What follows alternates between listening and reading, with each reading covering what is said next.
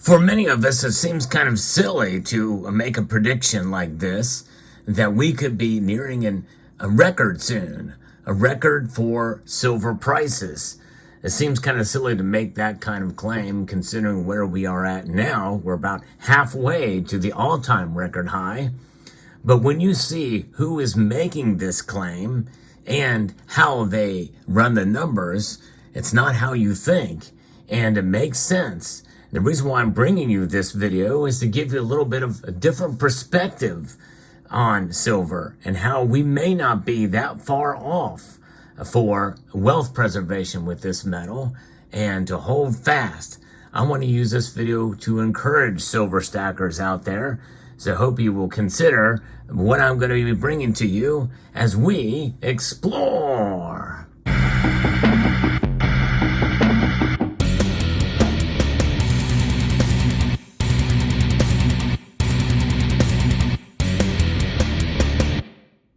This is not your average silver prediction video. Yes, it is some speculation on the prices, but when you see who is making this speculative play or move or commentary, you'll kind of give it a little bit of a different appreciation, because this person is a little bit more realistic and the organization is in terms of where silver prices are going. In fact, they may be a little bit too realistic or maybe out of touch, according to some of you. This is coming to us from Forbes. Silver is headed to record levels within the next 36 months. That's right, that's not that far away, a couple of years, according to a veteran commodities analyst. But when it happens, don't expect shocking newspaper headlines. And that is the key here, folks. Do not expect something that's going to be outrageously out there, because you can't just look at peaks and valleys. You know, some of these peaks and valleys may be very thin and narrow time frames. We expect to see record prices on an average annual basis at some point in between 2024 and 2026. There you go. There is the contingency here. It's an average annual basis in record prices. In other words, what the price is averaged out during a given year. That is where it's about. This is from Jeff Christian, who is a managing partner of commodities consulting company CPM Group. And he's been saying this for quite some time. The veteran commodities expert says the company still expects to see that.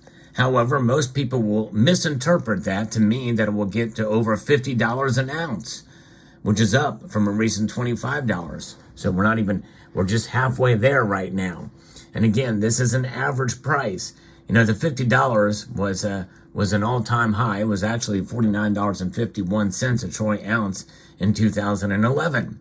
That's what the price of the metal went to, according to data from Trading Economics. That compares to recent prices as at around $25 an ounce.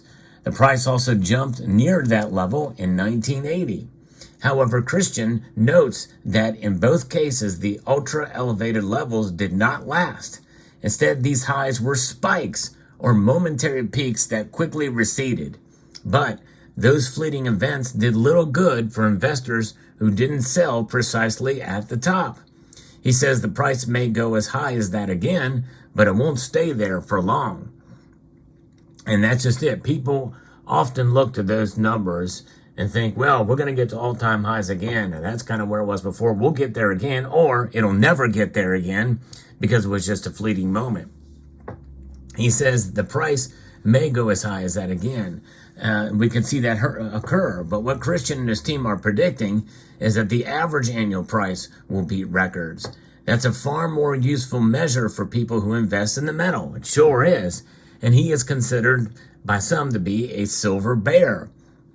And so investors in precious metals typically want to preserve the value of their wealth over long periods, which is why I don't like to consider silver as an investment. I like to look at it as a hedge. It's a hedge against economic instability, against inflation, and yes, even deflation. Price spikes that last as little as a minute sometimes offer no such financial protection and do little for investors. Such events do produce great headlines, though, that's for sure. In fact, even on my channel, I've talked about, the average daily peak or the peak in during the day where silver got to, but then it came back down. It really does little to help you, because unless you sold at that price, but it is interesting to see that the price did get there, at least for a moment.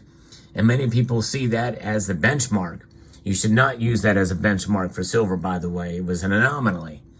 What Christian is saying is that silver prices will exceed the previous average annual high of $35.22 reached in 2011. So when you think about that, when you think about the average annual high, which again was the same year as the spike, which is obviously greatly influenced by that $50 level, or that $49 and some change, that gives us about $10 away. We're about $10 away from that moment now. That's not that far off in terms of dollars are concerned, right? But again, it's got to be sustained. But this is coming potentially in 2 years. So that's actually a good way to look at it. If Christian is correct, silver prices could easily add 40% or more sometime in the next few years. Even if it takes until 4 years, 2026, that would still provide a healthy annual return of about 9 to 10%. That puts things in perspective. That's far better than the disaster investors saw in stocks and bonds last year. Investors wanting to take a long-term bet on silver should consider making purchases on a regular basis and utilizing market fluctuations to benefit from lower costs, buying a little bit more silver when the price is down, and buying a little bit less or maybe not at all when the price spikes, especially if it spikes dramatically. You have to also take into account premiums that are tied to your products, especially with the demand that we're seeing right now. That makes it a little bit more difficult.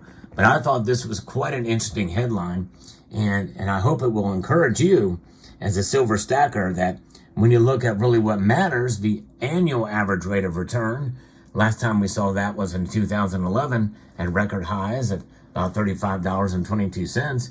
That's much more obtainable, and that we could see that number happen before we could see the unrealistic number of $50 an ounce, $49 and change.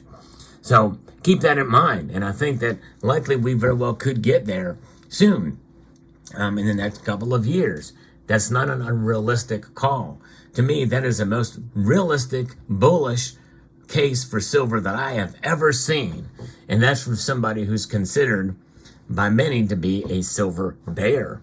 So when you take that into account, I think that should encourage silver stackers out there to continue to press on and stack that silver as you see fit according to your budget, because that's what it's about. It is about wealth preservation, and it's about enjoying the silver that you've already purchased, because you're just going along for the ride for the silver that's already in your stack. And that's the beauty of buying it cheap. In fact, before the pandemic, and between 2015 and 2019 would have been a very good time to purchase silver, but it was, that's a time when it was relatively unloved, right? So if it's unloved, there's not a lot of people that are excited about picking it up because it's not done a whole lot. Well, there's another time, in fact, there was a period of time in the 90s and into 2000s, up until really essentially about 2005 and 2006, when silver barely moved, hardly at all. No action in it.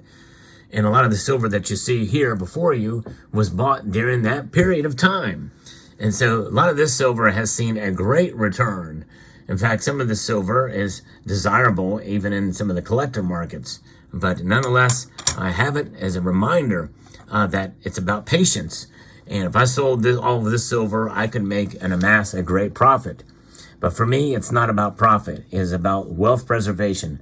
I look at it as an insurance policy. And silver being liquid in that insurance policy is one way to be able to, feel good about what you do and the money that you put into it. And so no regrets for me buying silver, especially in this way. And even now, even when I make a purchase of silver, and the price falls, it's okay, because I have this other silver that I've had for quite a while that offsets it. That's why I like to think that dollar cost averaging is a great thing to have and to do. and to take part into. And smart dollar cost averaging just takes it a step level up above when you're buying a little bit more when the price falls and a little bit less when the price goes up. But that is not to say that dollar cost averaging isn't smart either, but it's more automatic. I look at it as an automatic move, and because you're just taking your budget and buying no matter what the price is. And essentially, you are buying less of it if you buy for the certain set amount in your pocket that you have to spend each month. If the price goes up, well, you obviously are buying less anyway. But nonetheless, there it is. So what are your thoughts? Silver is a metal that continues to intrigue us. It is a metal that continues to frustrate us at times. But I think when you think about the average returns year over year, or the average cost, or the average spot price cost year over year, it kind of puts it into perspective and gives you an idea to kind of shoot for. Because the price does fluctuate so much on a day-to-day, week-to-week basis. When it all averages out is really the numbers we should be looking at here. And so hopefully that will encourage you. We are literally $10 away from beating the all-time high with silver. All-time high and averaged out on an annual basis. So there you have it. I hope you found this encouraging, and I hope you found it insightful, educational, and informative. I would like to extend a multitude of gratitude to all of you for taking the time to watch this video, and to encourage you to please rate, share this video, comment, and subscribe.